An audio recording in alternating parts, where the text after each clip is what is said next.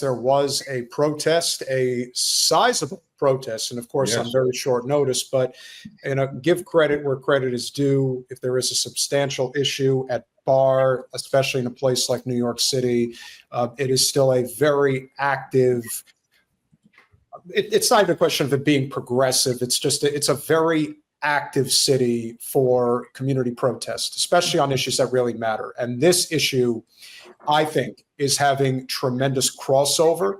And as we've talked about, Jen, the big issue here above all others is that Trump is an accelerationist. He is not here to protect empire. He's a bull in a china shop. And in many ways, I do believe that is going to contribute mightily in the downfall of the Israel state. And this is where the protest that happened earlier today, I think, really resonates with a lot of people. And it's being picked up by a lot of people in media as well. Columbia, shame on you. Columbia, shame on you. You in prison, students, too. You in prison, students. Free, free, free Palestine. Free, free Palestine.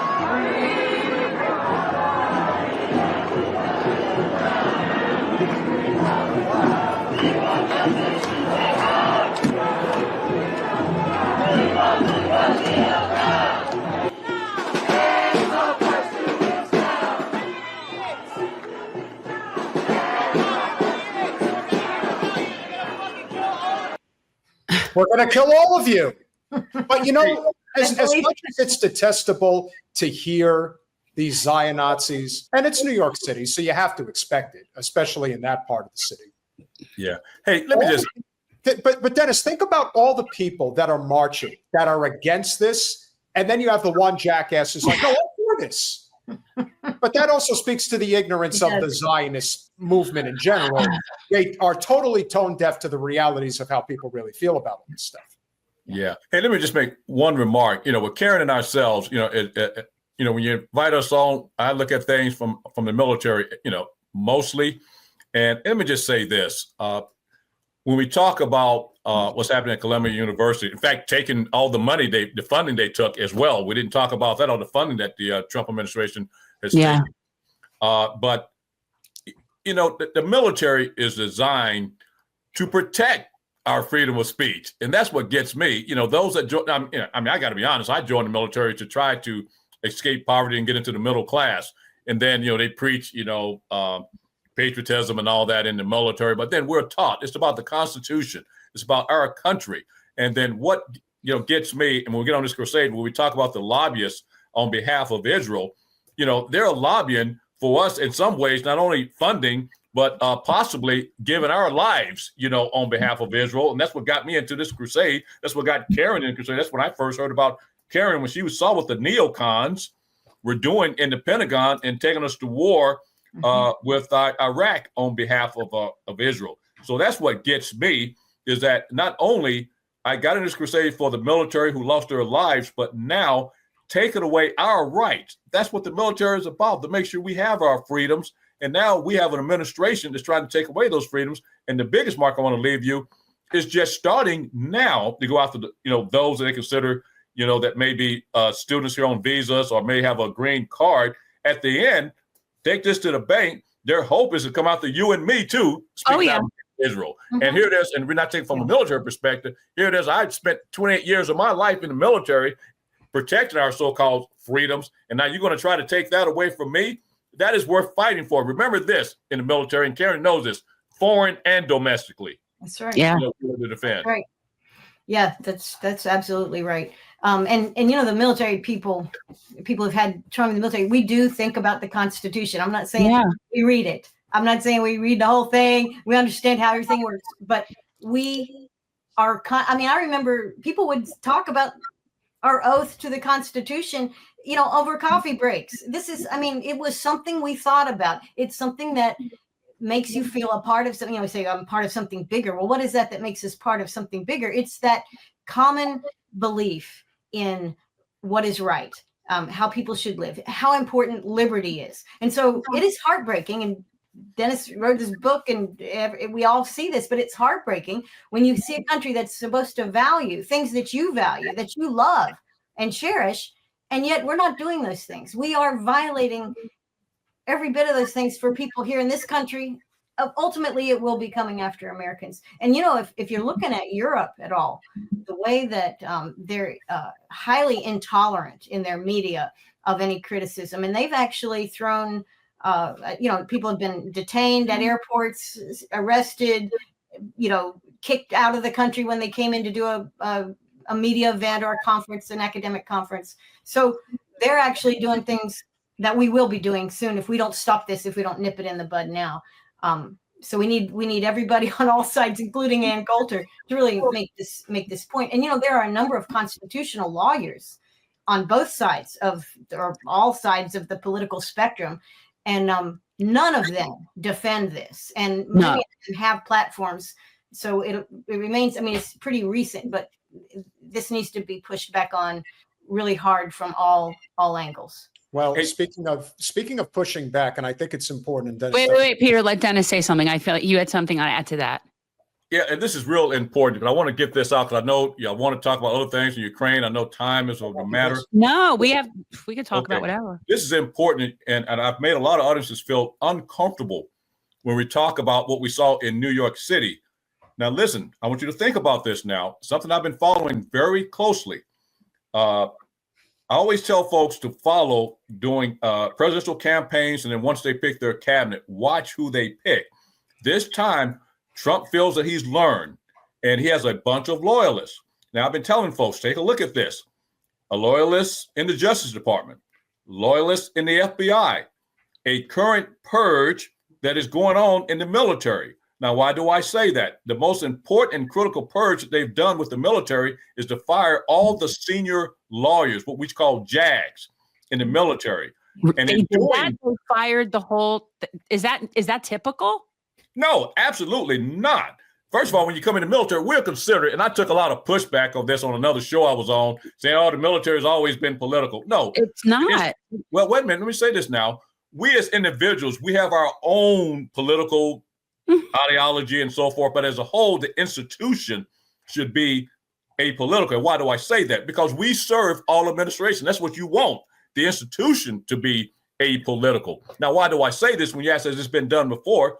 No, you came in and fired the entire JAG office. Now, why are they there? They're there to support the UN subject we call the Uniform Code of Military Justice. Now, Trump had in mind in his first term that, hey, I want to turn the military on our own citizens. Can I do that?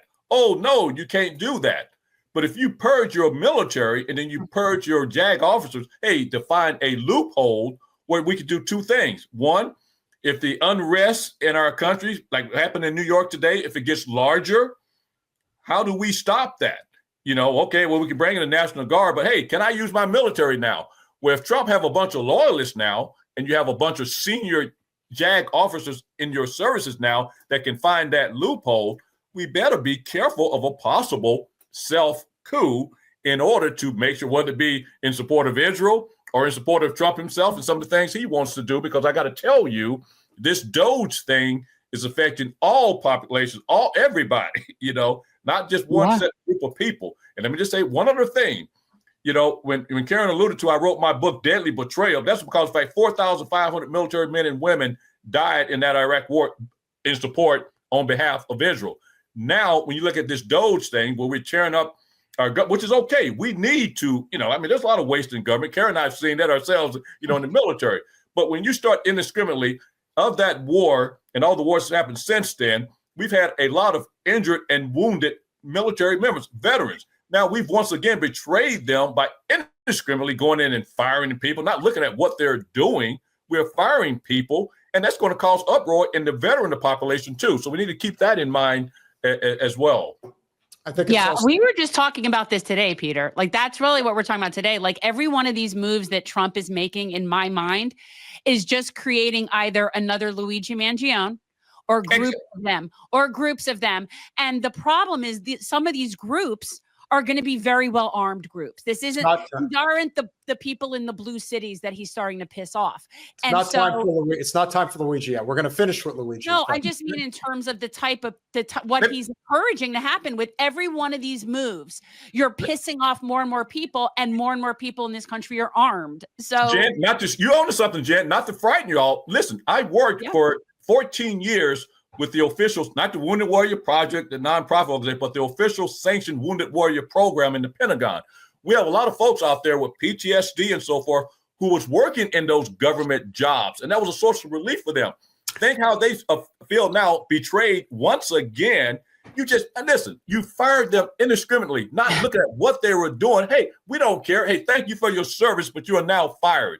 Think how they are feared bad. Look, they cut 70,000 positions from the VA, Veterans Administration, that provides support for the wounded. Not only that, they fired them. Listen, we have what you call a call center. Now I'm getting mad and emotional now. We have what you call a call center. You know, you have to go through like 5, recordings if you need this, if you need that, and ready for this. Oh, by the way, if you're thinking about committing suicide, hang up and call this number. By the time I went through all those recordings, I'm about ready to commit suicide.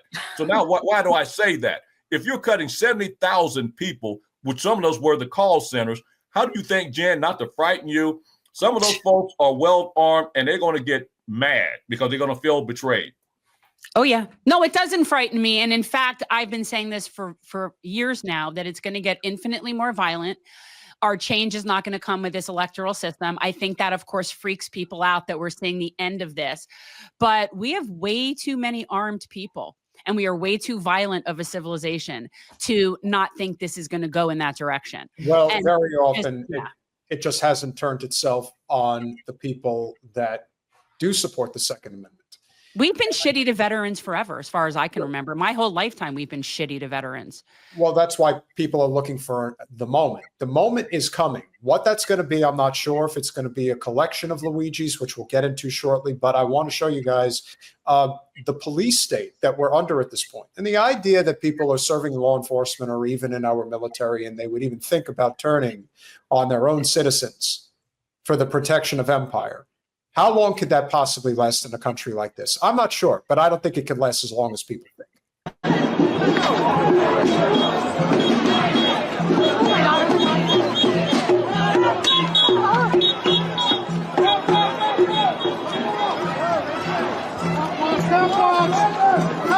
Stop watch!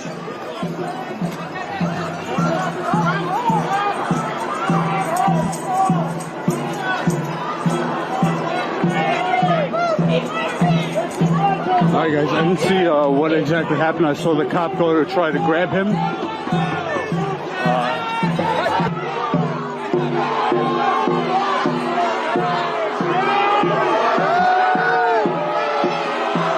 What happened? What are we watching? The cops are detaining somebody and they're doing it. Okay, I see it now.